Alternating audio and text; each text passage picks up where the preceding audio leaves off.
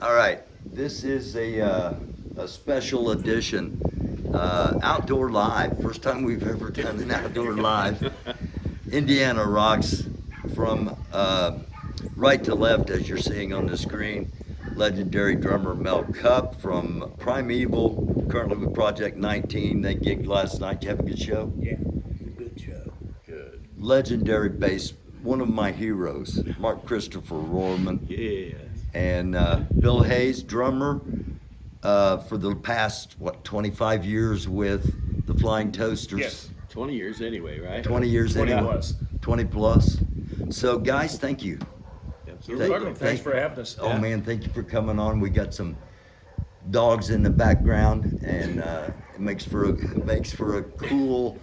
As long as they don't bark They're not barking. melody or something. Yeah, really. Get us a copyright strike.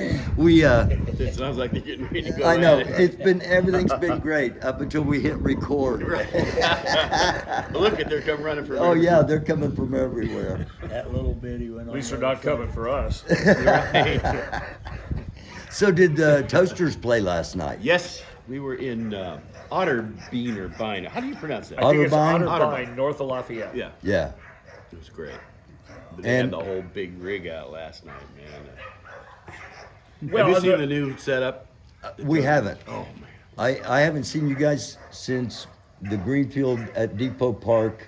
That was early last year, I think. Oh yeah, at the used to be the trains. The Yeah, tracks are still yeah, the concrete. yeah, yeah. That was right. good. Yeah, live at the rails is what they. Yeah. Yeah. Tell them That's- about that setup. Tell about the setup. Oh, Yeah. Well, it's a dual purpose setup. It's obviously for our outdoor gigs, but we've also started a production company, me and my son Jason, where we rent it to event planners, promoters, other bands that need a stage, and it's kind of on an a la carte basis. If they need PA, we have that. We have generator power, that sort of thing, and nuts. so it can be a all-inclusive thing, and we're hoping to not go into the poorhouse. We Yeah. have high hopes. It's something. What's that stage called? It's called an SL 100. An SL 100. Yes, several people in town have it. It's sort of, we didn't really know much about staging when we first dove into it, but it's kind of the sweet spot because you can tow it with a pickup truck. It's really a miracle of modern technology. It folds up, it goes out into a rock concert stage, but it folds down into something you can pull down the highway. So it's it's versatile. It's not so big that people can't afford to rent it, but it's big enough to where it presents a band well. Yeah. So Yeah, it's roasted. You can fly the gear off of it and everything, man. It's Fly the stacks. yeah, they got yes, it's something. yeah. Except for the gaping hole in our portfolio, we're pretty excited. So talk a little bit about the Toasters. Your son Jason, you guys founded the band, if I. We did, and I was playing for Henry at the time, and my son Jason said, "Dad, you know, we ought to do a father and son band before you retire and quit." So that started germinating in my head, and we started talking about it. Mark was actually our first bass player Yeah. that we talked to, and it began. Actually, Mark, rehearsed. Started else rehearsals. Who else you gonna talk to after Mark? Absolutely, and yeah, yeah. There was no talk at all, actually. But anyway, we started in 2004, and like any band, like Project 19 or any of them, you put a group of people together that gel, that get along well, that play well, and after that, it's a crapshoot. You just hope it goes over. You hope it works, and we got lucky. We're very blessed with a big fan base, and 20 years later, and I think I can speak for Mark, the fact that we get more and more excited about it as the years go on. We're just thrilled to still be able to do it. I mean, at 70 years old, there's a certain satisfaction in just getting through the set. not Without past- oxygen. not past that.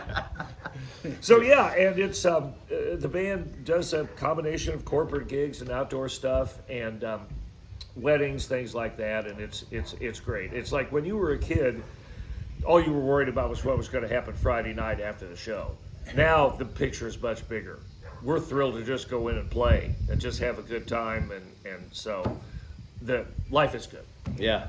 When they started it, it was going to be a Sunday night thing, or it was just going to be a part-time thing. Right. Remember that? Because you were with Henry, and I was with Duke. Henry Lee Summer and Duke Tomato, Yeah. respectively. At that time. Yes. Right. And so then I remember you came to a rehearsal and said Henry wants to start working on Sunday nights or something, and it kind of forced you Right. guys to let's just do it full time. Yeah, otherwise we were just going to have conflicting dates and, Yeah. things like that. And Henry wanted to work, and it was going to crowd the week too much. So we finally just made the decision to go, and Mark wasn't quite ready to commit at the time. So we got Chris Brown to play for us for okay. a couple of years. Yeah. And then when Chris left, we, like you said, who else are you going to call? Right. Mark, please. What you said? Are you going to ask Lisa or something like that? My wife. Lisa. I wasn't even going to put this. I wasn't even going to tell this, but you started it, so okay. So we get on the phone with him, and we start giving him logistics, and and Mark's like, yeah, let's go. And Jason or whoever was on the phone with us said, well, aren't you going to talk to Lisa? I don't need to talk to Lisa. Let's do it. so that was that. And Yeah. we're so lucky to have him. Holy crap. So lucky that everybody in that band, in this band, the Toasters, is Well, let's talk Except- about Orvis, since we're talking. We Oh, need he's to talk about everybody in the band. Orvis he's unbelievable. He knows every song ever written, I think, and he doesn't forget them. Like me, I'll be, if we haven't played the song for 2 months, I forget the darn thing. Yeah. I just hit delete, I guess. I don't know. Yeah. But I'll look at Orvis and he'll show me the chord. He just plays on through and he's fantastic. Yeah. And Rodney, Steph, keyboards, just From incredible. he was the musical director for the Spinners in the 70s. Yep. He was the guy you never saw on camera when they were on Soul Train, Midnight Special, Don Kirshner's rock concert. All you saw was the four guys out doing their moves. But Rodney was the band director. Now, I hate to talk here without him being here to verify, but I don't think he played on the albums. But he did do all the live shows, and Yeah. was the director for the band. And he's got that. I don't know how to describe it in a spoken word, but he has that Motown thing about him when he plays. When he hits those synths and stuff, there's just that Detroit thing going on that's kind of hard to describe. Just tremendous player. And gosh, he's been with us the whole time. Yeah. And and after a while it becomes a family. You cannot be in a band together if you don't get along. Right. The bus rides last forever. The stages are too small. You've got to get along, and we all do. So we're lucky. Very lucky. Did you get along with everybody in Henry Lee's band? Yeah, I did. They were all Yeah. good people.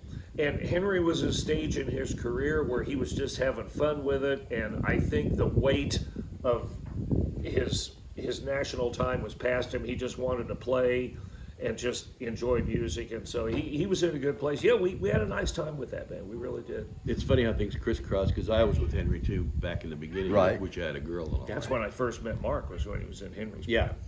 And the funny thing is, after I left Henry's band, I was at Bill was playing on the Pendleton Pike. Back then they had a lot of clubs. Twilight Zone. Yeah. What was the name of your place? The Whiskey River. Whiskey River. Whiskey River. And I was at yes. the outside in. Oh, So Bill we would go back and forth and I'd play on their stage and stuff. So Bill says, I'd like to bring my son over. I want him to meet you. And what was he, 12? Something like that. 8 or 12, Right. 10. So Jason comes over, right? And And that was when you were living above Jeff Gardner's yeah, I apartment was or above below? Jeff Gardner. Jeff Gardner, Yeah. another guy we got to get on here. Oh, he's nuts. But anyway, so they come in, and if somebody had said, if Bill had said, well, you're going to be working in a band, my son's going to be fronting, I would have went, right. Yeah. Because here's this 12-year-old kid, right? And I gave him my only copy that I had of the Henry Lee Summer album. I signed it to Jason. I think he sold it at a garage sale or something. I don't know. But anyway, that's when I first met his son, and it's amazing how things crisscross around. And he ended up playing. Jason played with Henry. I played with Henry. Bill played with Henry. I mean, just keeps the world keeps going. Well, it's all one big interactive family. Yeah. It really is when you stop and think about it. I mean, Jeff Gardner is instrumental in doing my book. I mean, he's helping with the editing, the publishing, the formatting, and things like that, the stuff that I can't do. And, you know, we've all known each other for years, and thank goodness he stepped up and said, I'll do it, because I couldn't do it without him. Jeff's a treasure. Isn't he? Yes. He's, we had some times, boy, living up. He ran sound for you guys for 5 years? Yeah, roughly 5 years. Wow. So he's Then ran he- sound then he for all three of you retired. guys. Now he's doing the recording thing. Yeah, he's got a lot of tapes and things. Yeah, since he retired, he's been more busy than That's ever. what he said. He's got this archive. If you guys ever get a chance, go to his house and do. We will, yeah. Yeah, If you have like 24 hours to spend, yeah. he'll go through. He's got tapes and recordings and Yeah, he's got it's just, hours and hours of It's faith amazing. band live. somebody else you could get would be Cooper, John Cooper. Do you know him?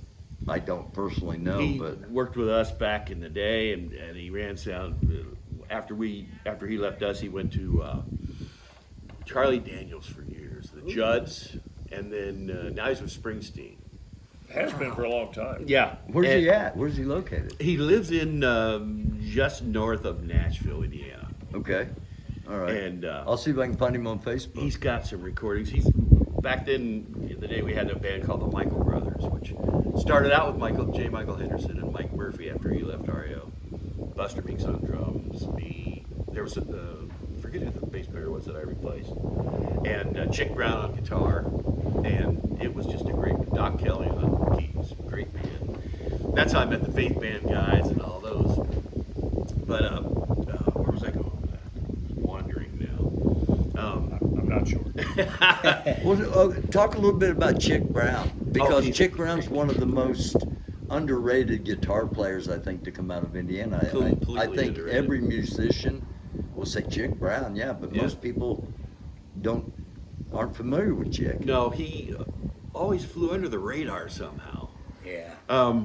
He had several good bands before I met him with the Michael Brothers, and he's phenomenal, still is. Oh yeah. He's And that's what got me into that whole scene. Chick, we were all in that band together, and Cooper ran sound for us back then, and he would record us on this Marantz dual meter thing under the board, right?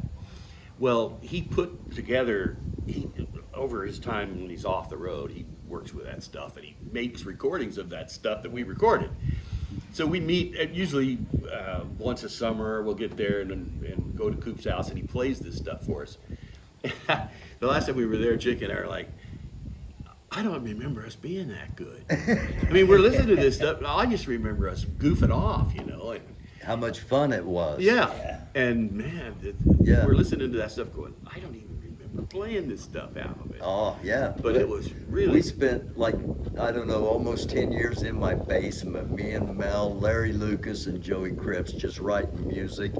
And you go back and listen to some of it, it's like, that sounds a lot better than I remember. Yeah, Because it exactly. was just so much fun doing it. I didn't think it could sound that good. I know, and these are board tapes that somehow Yeah. he made them sound. Yeah, these were all just tapes off of a little, Yeah. just a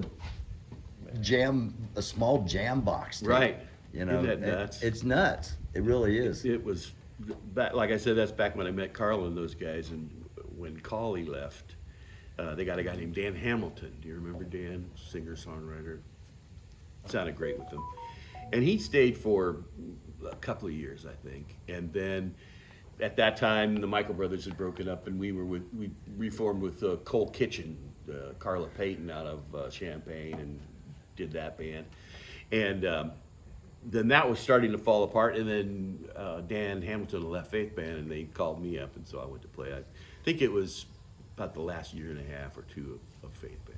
Right. I remember it well. Yeah, that was fun. And- And you said we did a show together in, where was it? Razzmatazz. The The Razzmatazz. Razzmatazz. And I spent some time disc jockeying at the Razzmatazz.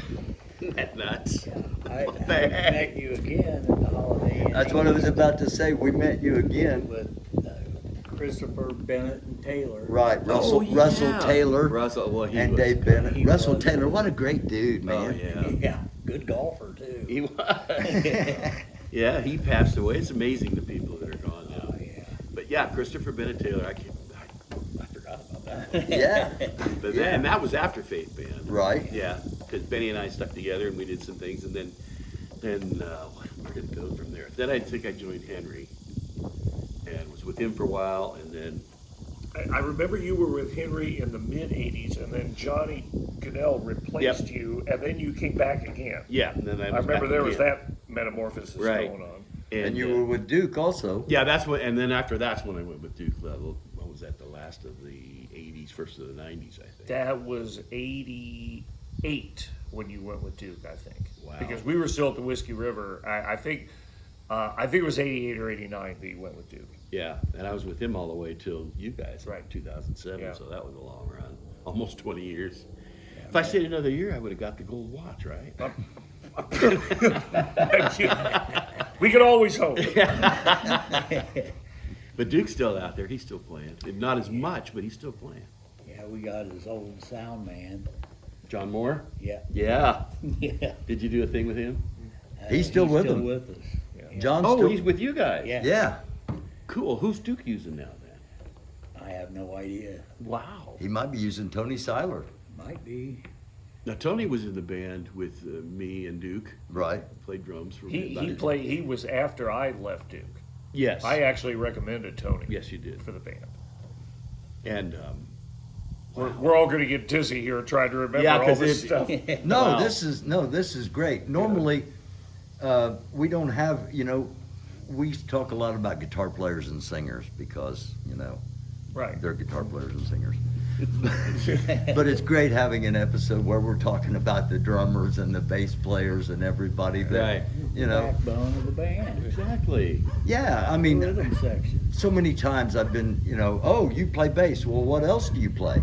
Well, why else would I play anything other than the most important instrument in the band? I agree. There you go. I knew So- I liked you. All the bass players are kind of in a brotherhood. All the drummers are kind of in a brotherhood, and it's respect for everybody. Yeah. Indeed. Yeah. It's been a long ride, and we're so fortunate to be able to keep doing it. And to be able to look over at me on stage and we're like, this is great. That's why I mentioned at the beginning of the interview, it's like, wow, we're still doing this. Yeah, and doing it extremely well. yeah. Well, thank you. Yeah, It's really a blessing. Age brings you a mixed blessing. It brings you sore bones, arthritis, and everything else, but it also brings you some perspective too. Yeah. And you tend to appreciate things a lot more. It's like I have to wear gloves and tape my sticks because my hands are giving out on me. But something, I'm looking more forward to it now than I ever did before. So Yeah, and now with the setup and everything, it's almost like you don't have to put all your energy in it 6 nights a week just to live. Yeah. Now we do nice big No, so they're games going, and stuff. yeah. Back then it A was, lot of times eating popcorn and just bread and peanut butter. I lived on popcorn. I still do. I have it every day. Yeah, we used to go to the bar early just to get the free popcorn. Wow. We lived in Florida for a couple of years, and all the orange trees on our side of the fence was bare. Did you reach over and steal a good one? Yeah. Darn musicians, he's stealing my oranges again. Well, yeah, think about how it's all changed too. I mean, back when you opened for Mark at the Razzmatazz, all those places were 6 nights a week. Oh yes. 6 sets a night. Yeah. And That's what you did. Yeah, we worked at that Holiday Inn East there and met all Yeah. kinds of people. Yeah. Yeah. And now it's one-nighters in and out. I mean, the days of making a living in one band are about over. So people diversify. I mean, Orvis, you were asking about him. He's in 2 or 3 different Orvis projects. and friends and Yeah. a couple, and same thing with the Wombleys. I know you guys are familiar with the Yeah, Wombleys, and they've got to play. They can't play the orchestra everywhere. Right. They've got to play. So It's Yeah. all on road cases and wheels and comes in and out. Whereas back in the day, we'd stay at a place so long, then when we finally did move somewhere, we'd have to spray paint the PA cabinets in the parking lot to get the smoke and the gunk off them. Back then, your amp fans got gooey and Oh yeah, nicotine. we had to dots. look good to go down on 10th Street. We had to spray the speakers. Oh, And Tony Seiler was a part of that. You mentioned Tony. He played in Pure Gold for years and years. And to me, and this is just my own personal opinion, that was the best version of Pure Gold, was the Pure Gold that Tony Seiler was in. that was Randy Lucas was still there. Clyde Terry was still there. Bob Jones. God, I forget. Was Tag? No, Tag replaced Tony. Yeah. Anyway, but he was a six-nighter back then, so we knew each other. And then when I left Duke to join Henry, I talked to Duke about Tony, and I thought, you know what? I mean, Tony could do this. And so they got together, and it worked out. Yeah. So, And he was in there for a year. yeah, 2 that's years. how all that interconnection stuff goes. It's Well, like, I work for Tony now, part-time at the Greenfield Music Center. Really? Oh, cool. Yeah. yeah. When Tony has to go out and set up the PA and run the sound or whatever, I run the store while he's out. And Great drummer. it Yeah. just, Holy crap. you know, it's such a small world how It is. how all the line, you know, you just Yeah. keep crossing paths with people and Yeah. Thank goodness we're all still here. yeah, yeah. Well, you need to say something. We're talking the hey. whole thing over here. You mentioned Tag. He played with us for a while. Do you know what he's doing now? He's retired. I think He's playing in a with band Alan with Rhodes. Anderson in Anderson, isn't he? Yeah, I think he's playing with Alan Rhodes, Kicks, KYXX. Hmm. Yeah, they, Alan Rose, that's a, I don't know yeah, that he name. was in Peddler and oh, isn't that where, wasn't Gardner in Peddler? one version of them. Yeah. Yep. Not everybody played with Peddler. Chuck played with Peddler. Yeah. I think even Casella played with them for a bit after Probably. Faith Band, didn't he? Yeah. Donnie Clark did too. Did he really? He was in Peddler for a bit. That's another buddy, Donnie Clark. Do you remember him, guitar player? Mm-hmm. And he was in Bill's band on the Pike.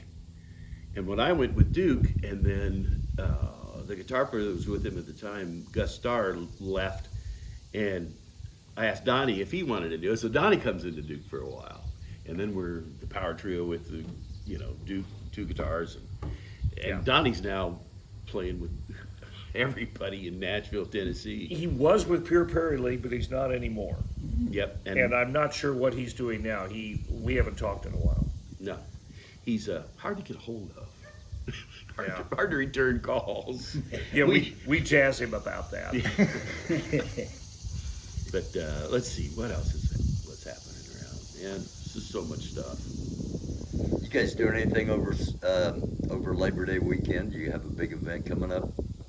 I don't know. We have to look at, I think so. September is slow, oddly slow. Normally Really? it isn't. I don't know why it's off this year, but it is. There is a couple of gigs, and right now I think we've got some on Labor Day, but I'm not sure. Okay. It's a month out, and Mark and I look at the calendar and make sure we know where we're at this week. I don't want to go too far out. I'll forget and get lost. Right.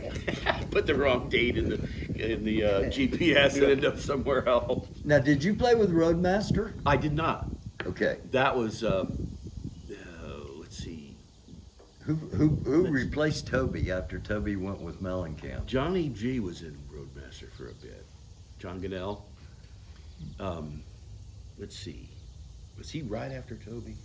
I didn't know Roadmaster went on after Toby. Yes. I think they disbanded in like 82 or 83, something like that. Okay. After like 4 records when it went to, I forget. Didn't you talk to Bone? Yeah, Did he? we did. I didn't mention it. We didn't. We talked about Toby, but we didn't mention who replaced him. I know Johnny G did for a bit. Okay. But he might have been the only one. well, I just Wow. got updated then because I wasn't. Yeah,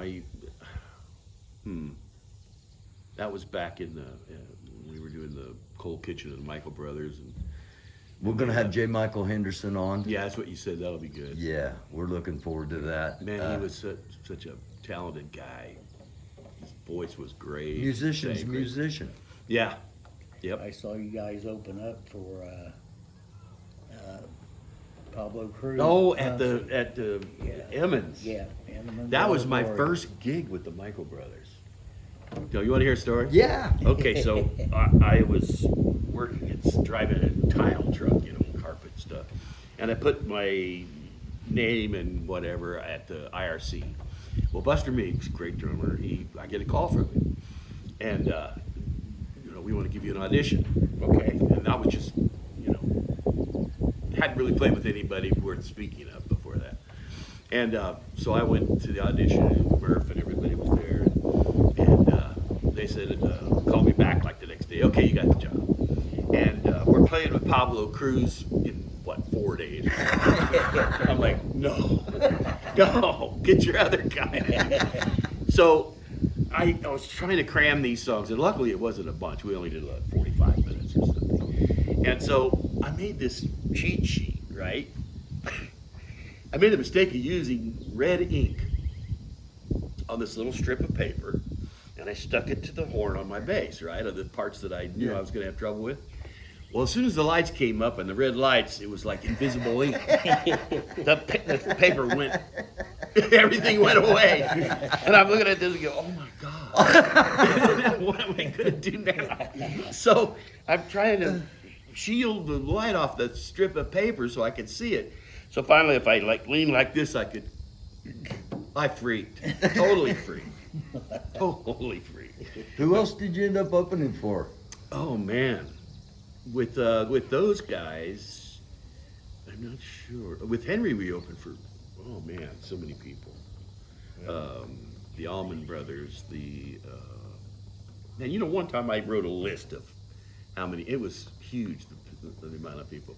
With Duke even, when we played those boogies, it was Jeff Healy, 38 Special, the Kentucky Headhunters, let's see who else. They're coming to Greenfield. The Headhunters? Yeah. Where are they going to be? They're going to be at Riley Days. Oh, really? Yeah, Did we play that?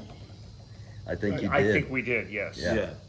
We did once. When is that? First weekend in October. I think they're here October 3rd, I think. We have a, They're going to be under the tent, and it's not going to be big enough. no, those guys were good live. Yeah. They were. And we played for, what was that band with the fog machine that was playing when we played there? Oh, jeez. There's your story. That's a good story. There's you a story. You know the boogie. I mean, you're familiar with it, obviously. I mean, it sort of incites. The bar is pretty low for acceptable human behavior, and it sort of gravitated into the band members. We got there, and we were Little River Band. We were opening for Little River Band, so they've got their bus there and everything. And I think.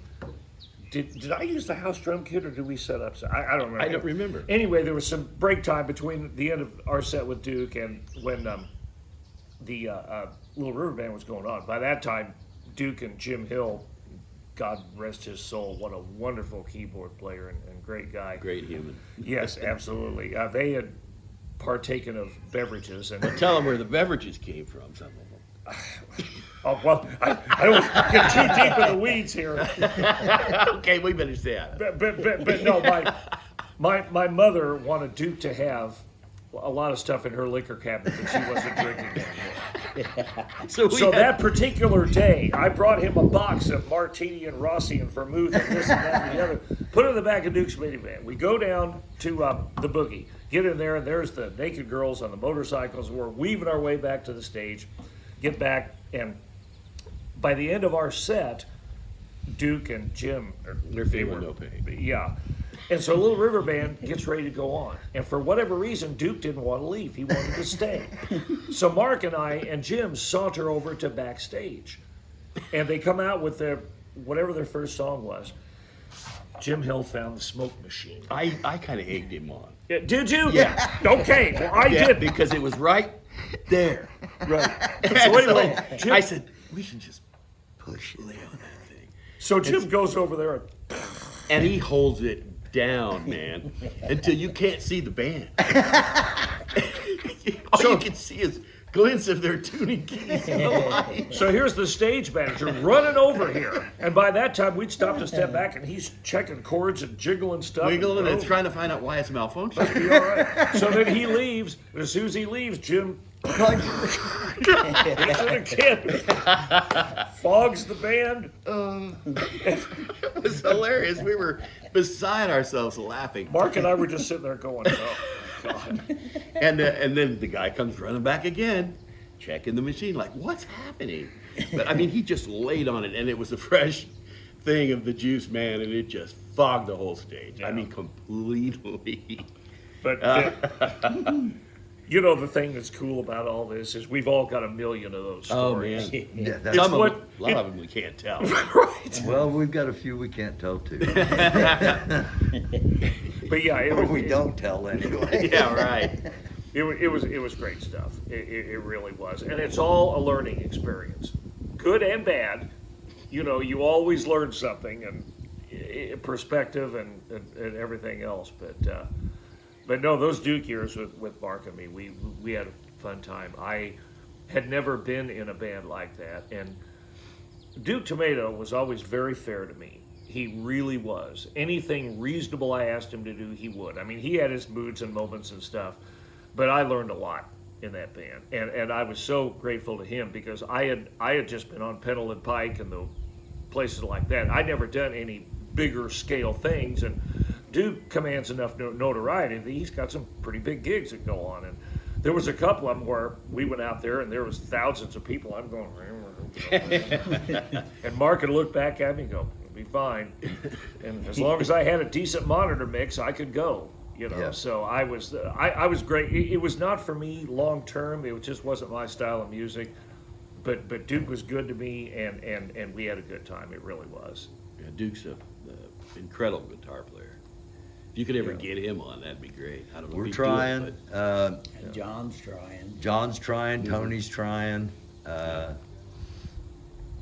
he's been around forever, and We're trying to get Henry on too, of course. that'd you be know. great. Yeah. Yeah. Henry's- Everybody, and that's the thing you said, Bill. Everybody's got stories, Yeah. and if we're not documenting them, Right. they're just going to. Exactly. Fade And the away. fact Right. that you're between Jeff Garner and all the tapes and all the recordings he's doing, and you guys doing this, it helps to preserve it and keep it alive. And your it- book as Yeah. well. Well, I hope it's going to do that. Yeah, I'm in it. He is. Well, yeah. He is in it, and I hope it does its share of keeping everything going, because we have a special age. I mean, everybody in every city goes, "Man, you know, this was our time and this was great," but this era really was. It really was Yeah. fantastic. You know. You know, you could, I mean, even if you weren't in the music scene, if you were just a humanoid going to the bars back then, you could travel 465 and hit a quarter beer night. At Monday night, Oh, one yeah. side, Tuesday night, yeah. Wednesdays at the Raz, Thursdays at Bentley's, Fridays, you know. The Vogue, the patio, oh man, remember the banyan tree? Yes. Yeah. Greenwood, wasn't it? Yeah.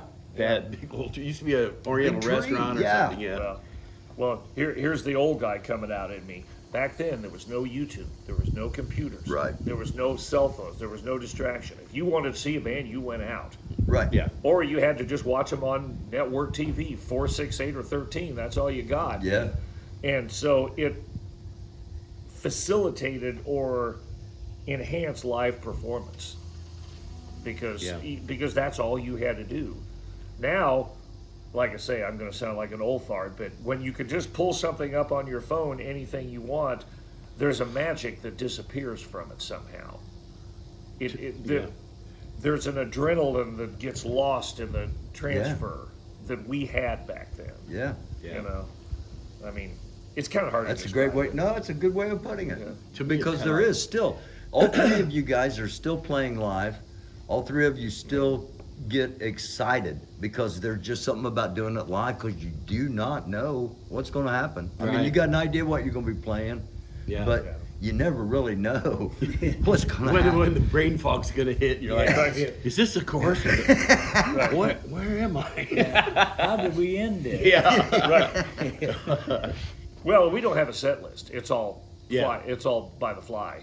Wow. Is that for real? Oh, Yes, yeah, we do, whatever, Jason's excellent at reading the crowd and getting it going, you know. He's a really good front man. He is. He's He's a excellent. really good front I mean, man. he learned from the best. Yep. He was the little kid that was watching Henry and watching Carl and watching Duke and all those guys who really knew how to do it. And he just soaked in the right stuff. He really, I mean, I'm a proud papa here, so I guess I'm prejudiced, but no, Absolutely. he's, Well, no. but the set list that you make on your kitchen table the afternoon before the gig may not be the appropriate songs to play in the appropriate order for the crowd that's in front of you at that time. Mm-hmm. So it's sort of like fishing. You'll throw in a lure, and if it doesn't work, you put on another lure and throw it back, and that's kind of what Jason will do. And then if it catches, then we can kind of steer, and then then you got them all up carrying on. Yeah. It's a lot of fun. Right. Yeah. Well, he'll go, give me a G, and we don't know what he's going to do, but by God, he's going to get a G. There's a G. Yeah. And you have to watch too, because sometimes I'll just space out and look away, and it's like, what is it? Give me G, but what did he call? He's got these little signals he'll do, like hot blooded, and I forget. something. Hush by Deep Purple. Yeah, hush. And if you miss that cue, you're boned until it gets going, and then okay. All right, here we are. This is what we're doing. All right. Right. But you gotta keep alert.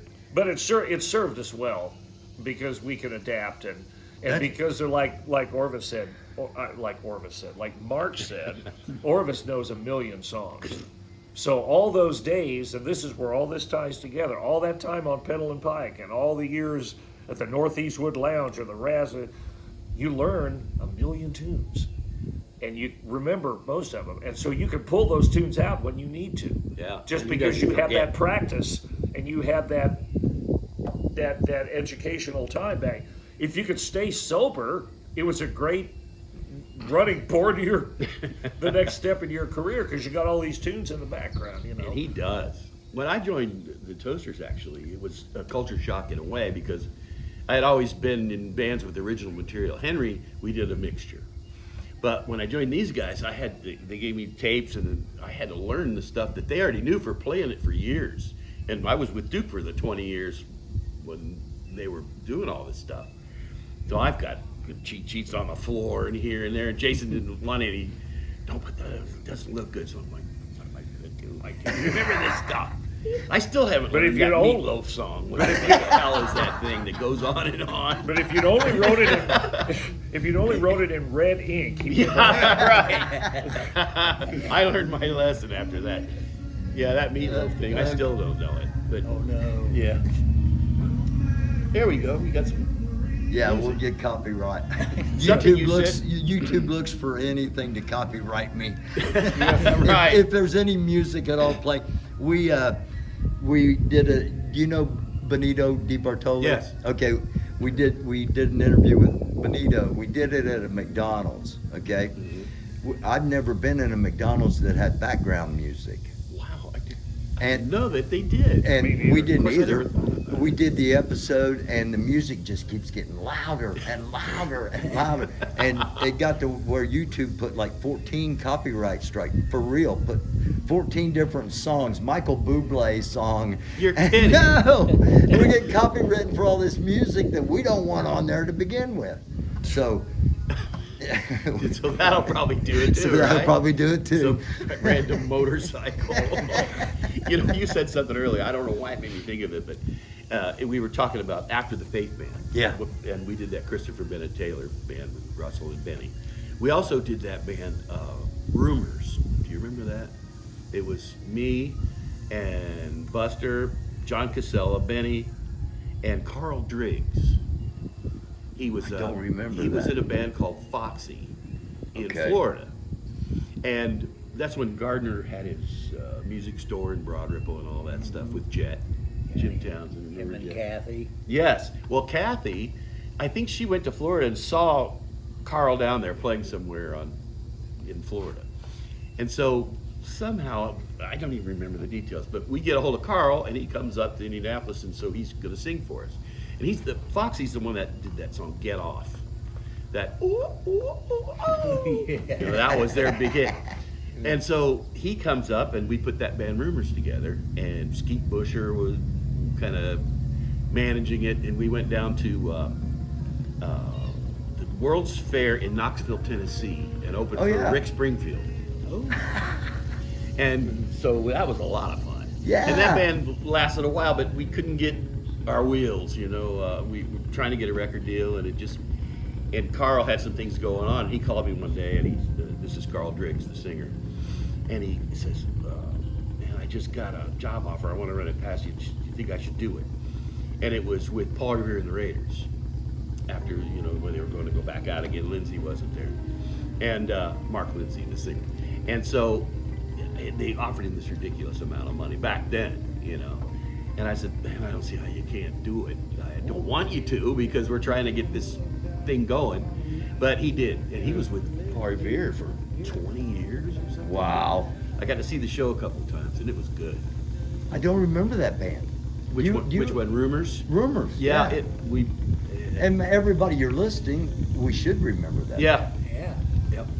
But We did did some demos and sent them off, and it got super popular real fast. And Carl was a not womanizer, a woman magnet kind of a guy, Yeah. front Oh, man. yeah. And so the women started coming out, and then of course that's where the men are going to go. Right. And then pretty soon it was You got a big. crowd. Yeah. And it really got going, but then it just stalled. You know how all that stuff goes. But anyway, that was another thing with After Faith Band with John Cassell and Benny. talk about Johnny just a little bit. Yeah. Since we lost him so early. Yes. He was a good person. Yes, he was. As well as being an incredible musician. He was just a nice guy. That's down You to know? earth, normal, good dude. Yeah. Yeah. I have only one John Casella story, but it's a good one. Do you remember the Bodacious Band? Mm-hmm. Okay, well, they were very good friends of mine, and after Steve Casper left, they started rehearsing at my mom and dad's farm, and they needed a keyboard player while and John agreed to fill in for them for a time until they secured the guy they wanted, because John had enough overtime in his schedule. And I'm going, God, I've never met this guy. He's great. You'll love it. You'll love it. No, don't worry about it. So he comes out, and he was one of the nicest guys I ever met. I mean, very complimentary. This is a beautiful place, man. Your name's Bill. Oh my gosh, nice to meet you. And you just felt at home with him right away. And boy, did he elevate that band. Oh, God, man. what a keyboard player. Yeah. So Saxophone. good. Saxophone too. Yeah. And I think it was shortly after that Mellencamp. Yeah, it Called was it. right after that. But it was a month or two of him rehearsing out there, and I've been was a fan of his ever since. So Super nice. I mean, yeah, you nailed it. He's just one of those people that you really miss. You know? All right. Well, before we get too many other people out here at this beautiful park, thank you guys for coming out here. Absolutely. Um, You didn't get to talk much. We're over here hogging the show. No. yeah, now I started feeling Let's bad. talk about can we talk about his band real quick? yeah, absolutely. Talk about Project 19. Yeah. Yeah. Okay. Well, me and Larry Lucas plays guitar. We've been together since we've been in every band together. Wow. And we met when I was like 13. So it's been That's a while. hard. That's hard to have a friend that long. Yeah. And we got Nick Bolsey playing the Keyboards. I know Nick. Yeah, Nick's great. Yeah. Yeah, he is. And Steve Castetter, him and Tim Allen are two singers. Is that the Tim Allen from your band? He played in Scandal and stuff Oh. like that back in the 80s. Johnny No. Allen's the one I think. Right? No, Okay, this is a okay. different guy. And I'll add a link to it here. I've heard when John was mixing. I mean, Jeff Gardner was mixing Project 19. Yeah. I heard several recordings he would put up. And you guys sounded great. You really He did. made everybody Good. sound good. Yeah, but you guys sound. Oh, you got to have the Good. You got to have Good. the meat there. Good yeah. band. Good Yeah. band. I appreciate that. And Dave, don't forget the bass player, please. Well, now, Dave Redden. Thank you. All right. You mentioned him last, why you? No, bass players are the most important. Yeah. Life. As soon as I leave, he'll go, can you believe I said that? If it wasn't for bass players, drummers would just be out there making noise. Exactly. Yeah. You know, we got to bridge into the melodic and harmonic instruments. Right. We'll have to do this again and we can talk about time and playing on the yeah. beat or using Love click to. tracks. Or, Yeah, We've love to have got you a guys. lot of stories. Yeah. about that. We'll do a part 2, absolutely. Yeah. Any idea when the book's coming out? Not exactly. I'm still tweaking stories that I've written. I'm still working on stories that need to be written. I hope that it's out before the end of the year. Okay. That'd be cool. Yeah, and Jeff's ready to go. He sees the light at the end of the tunnel. I've got a couple more things. Matter of fact, I've got to do a bit on Carl and Barnesy and the Faith Band. I'm going to go back to the Chosen Few and then go forward from there. I've got to do the thing with the Bodacious Band. I've done Roadmaster. I'm getting close. I hope before the end of the year. That'll be cool. We I'm gonna actually, put it on my Carl Christmas list. Hey, Carl took us back to a band called Chasing Time, and then the Cinders, then the Surfs, SERF, then the Incredibles. What? No, they weren't the Incredibles. The Invincibles. Invincibles. The Invincibles, Oh, good grief. and the Invincibles became the Chosen Few. The Chosen Few became Limousine. Limousine became Faith. Right. I didn't know any of this. You didn't? Not I knew from it the was- Hey, Chosen anytime- Few going If you forward. need anything for your book, either one of us, this guy's got a memory like he remembers everybody. Right. Well, I'll tell you what, I do. I'm going to talk with Jeff about it. Anyone who can give me Faith Band information, I would, because I want to make it factual and correct, and I want to make sure. Watch that our it's- episode with Carl and Barnesy I'm because going to. they dig into. Now, Benny was with Carl all through that stuff. Yeah. Yeah. Yeah. Yeah, Because they were. They went and got him and Barnes at the Triangle. Yeah. Wow. Yeah. And oh my gosh, I played there. Benny almost got in a fight with Paul Entwistle from John the Who. Entwistle. John Atwood. Well, Or actually, John Entwistle from the Who, and Pete Townsend stepped broke in him and up. broke him up. yeah, the story I remember, and I could have it wrong, but I remember him telling me it was Keith Moon, and he kicked his drums down the stairs at the. Well, now Dave's got at it. Dave has a version of the story, and Carl has a version Oh, okay. of the story. There must have been some drinking. it was at Indiana Beach. Those guys It was played at there. Indiana Yeah, Beach, yes. and they had this. Used to load in through this long stairway. It was ridiculous, like 40 stairs. And so I think they, whoever it was, if it was who you think it was, I think I remember it being Keith Moon because he said it kicked his bass drum down the steps. Of course, Benny would do that, you know. Back then, they were just who knew those guys, you know. Speaking of which, off subject, did you ever play it was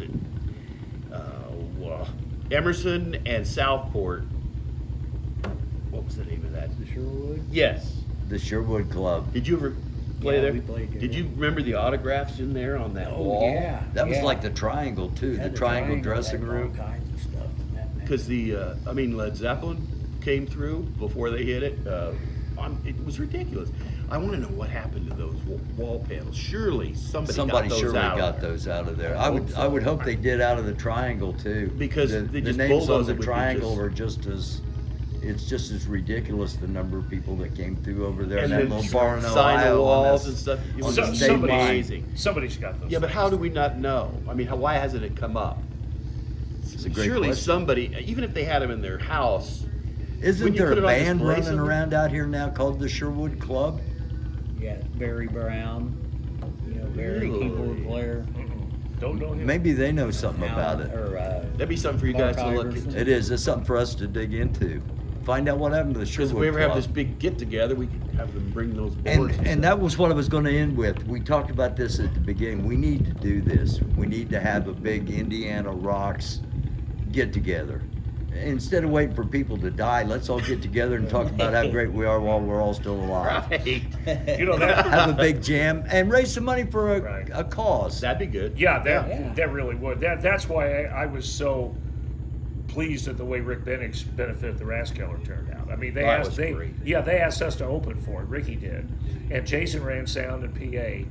And the whole time I was there, I was looking at all the people were sardined in there. You couldn't have fit another person in that place. And I got to thinking, you know something? He's not honored posthumously. He's here to enjoy it. So many people get honored after they passed away. Right, yeah. And they don't get the pleasure of all these people raising their fists in the air. And Ricky got to see Amen. it. And I, Yeah. and I was grateful for that. Yeah. We'll be in touch with you guys, and I'm going to start trying to work on it. Now that I know you Yeah. got a PA, Oh, Hey, wait till and, you see it. You and gotta come out Tony's and got a see this. PA, we could cover a massive area. Oh, yeah. Production won't be a problem. Production won't be a problem. Musicianship won't be a problem. Maybe a location, I don't know. Location but- might be a problem. But I think it's a great singers idea. singers are always a right pain over in the there. ass. We'll set up. We'll just build a Right. stage, We'll right? put the stage on the sled. Oh, hill over yes. there. We'll play down Yes. the hill. Yes. Yeah. But thanks for having us. Oh man, thank you guys. Yeah. This guy's going to turn he's keeping turning up his radio. Now, is that so going to hit on your? It'll hit. We'll Oh, get a man. copyright strike Good for it, Lord. but we won't get. It won't be like what we did with Benito. We got to redo Benito because YouTube won't even let it on the air. It's Really? blocked. Oh. It can't even go out. So that's not going to happen. We're loud enough. Maybe this won't register, but it's Hopefully. getting louder and louder. It's pretty loud. It seems to happen at the end of our episode. We thought it was going to be quiet here. Yes, In the park. and it's Yeah. great, beautiful park. This Let is me a good let me place. do just a real quick scan around this park. You got to show the sled hill over there. Yeah. Slow Get out of the way. Sled Hill back in the background. That would be a great place to It put a would. stage, man. And you could fill this whole area the with stage, people. On the other side of that sled hill, it goes down and then straightens out. You could put the stage there and play toward the hill, and people would be up on the hill. And Yeah. Yeah, but That would be cool too. But like Mark said, thank you for having us. Oh, no, dude, this was thank a you, real man. pleasure. Bill, thank you. Yeah. Mark, geez. absolutely. It's been an honor. It's been a privilege, and we hope we do part 2. And Sure. Yes. we will come out. We're going to what we do.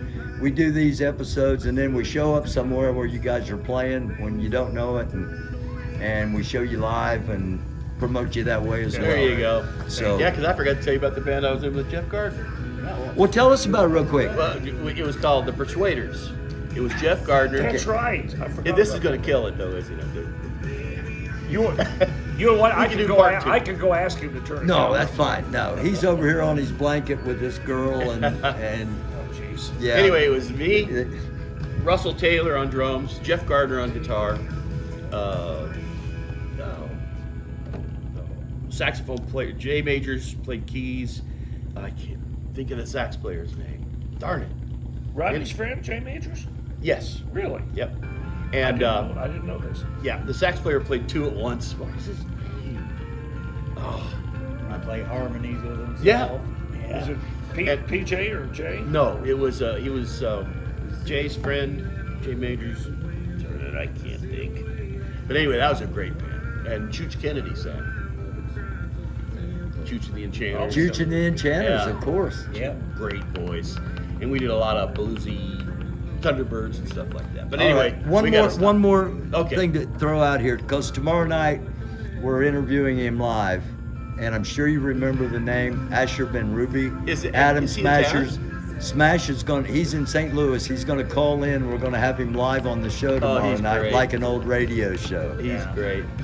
Asher is he's nuts. Remember the Who Can Sing Like Fat Boy Do? Yeah. Oh, yeah. Yeah. What a great band. Yeah. Was it Q95? Pure or not- funk. Or, Yes. Pure funk. Yep. Was it Q95 or WNEP that he was on? He was on. I think he was on NAP and then went to Kiss 99. Yeah. Okay. I think is So how. it wasn't the Q. It was. Yeah. Yeah. It was NAP. Okay. Yeah. And then he went to Casey in St. Louis. You did a extended segment with Bob and Tom. For years, yeah. With Duke. about- We did the Lord Help Our Colts with Duke, and then we did Bass Talk. Bass talk is what I was. Yes. Right. Yes.